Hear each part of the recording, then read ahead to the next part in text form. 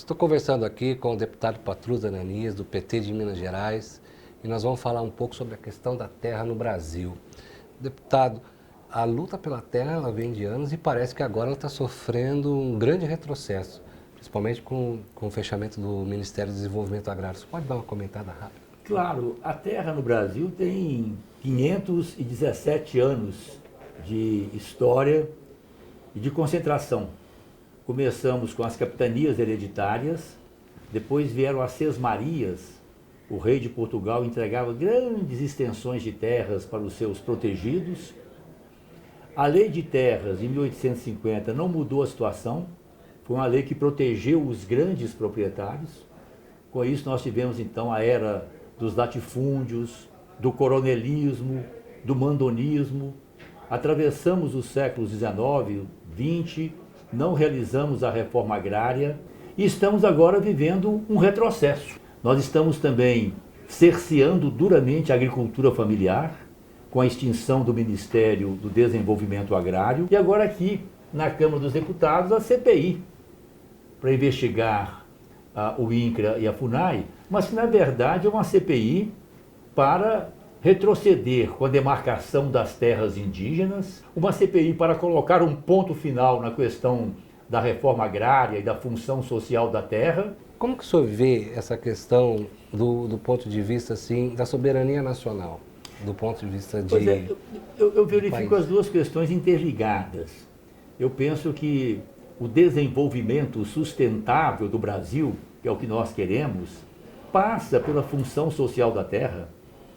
Nós precisamos no Brasil conciliar o direito de propriedade legítimo, a economia de mercado, com as exigências superiores do bem comum, do interesse público, do projeto nacional, da justiça social.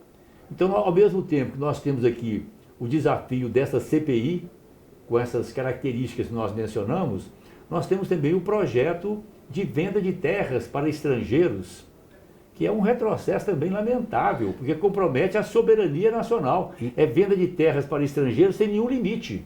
Eles podem comprar milhares, milhões de hectares e de alqueires. E a pergunta é, eles compram a terra com tudo que tem dentro? Claro, junto, embaixo, claro. Produção? Claro, é bem verdade que a água é um bem público, mas na prática não é assim. Nós sabemos, por exemplo, que essa agricultura predatória, voltada unicamente para exportação, esses setores mais atrasados do agronegócio, tem feito uma exploração predatória da água, inclusive dos lençóis freáticos, das águas subterrâneas. Vinculada à terra nós temos a água, a terra é a guardiã das águas, e vinculada à terra nós temos também outras riquezas minerais fundamentais para o desenvolvimento e a soberania do nosso país, e nós sabemos que quem compra essas terras passa a ter um acesso direto a essas riquezas minerais e a facilidade de explorá-las, muitas vezes em detrimento da soberania e do interesse nacional.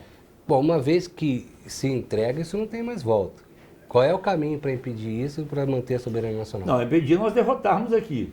Nós derrotarmos o projeto que possibilita essa venda de terras para estrangeiros sem limites.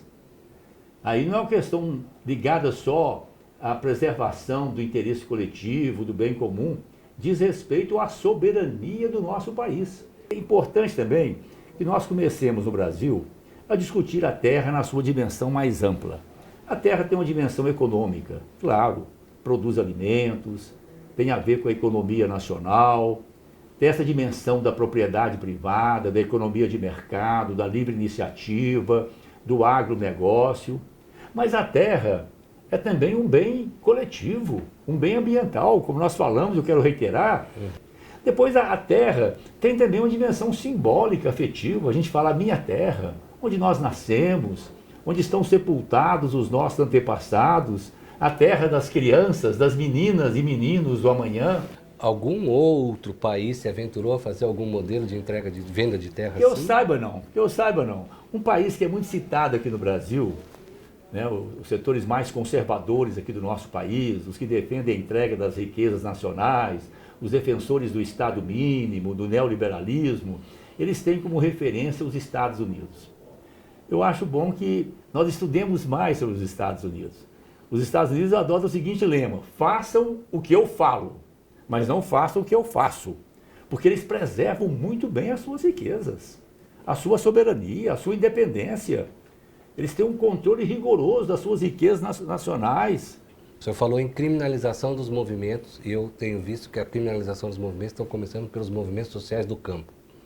Mas não vai ficar só no campo. Eu gostaria que o senhor desse um recado aí para esse pessoal que vai para a resistência nesse tempo sombrio em que a democracia tirou uma folga, vamos dizer assim, para não falar que foi golpe, né? Claro, nós estamos vivendo no Brasil uma situação de golpe, de quebra da institucionalidade democrática, e é fundamental que nós lutemos para preservar no Brasil as conquistas democráticas. Nós que viemos das lutas contra a ditadura, sabemos que ditadura não é coisa boa. E todas as vezes que houve a ruptura democrática no país, os primeiros que pagam a conta são os pobres. É a juventude com seu idealismo, são as classes trabalhadoras, são os pequenos e médios empreendedores. Então é fundamental nesse sentido a preservação da ordem democrática, que passa pelos movimentos sociais. Nós sabemos que os direitos não caem do céu e nem brotam espontaneamente da terra. Então penalizar, criminalizar os movimentos sociais que lutam pela reforma agrária, pela reforma urbana, pela reforma tributária, no sentido de que os ricos deem uma contribuição maior para o bem comum nacional, penalizar esses movimentos é estancar o país. Nós sabemos pelas lições da história que a justiça social, os direitos dos pobres, das trabalhadoras e trabalhadores do campo e da cidade são conquistados. Impedir que as pessoas lutem pelos seus direitos e se organizem em movimentos, em sindicatos, em associações, é travar a própria possibilidade de desenvolvimento do país.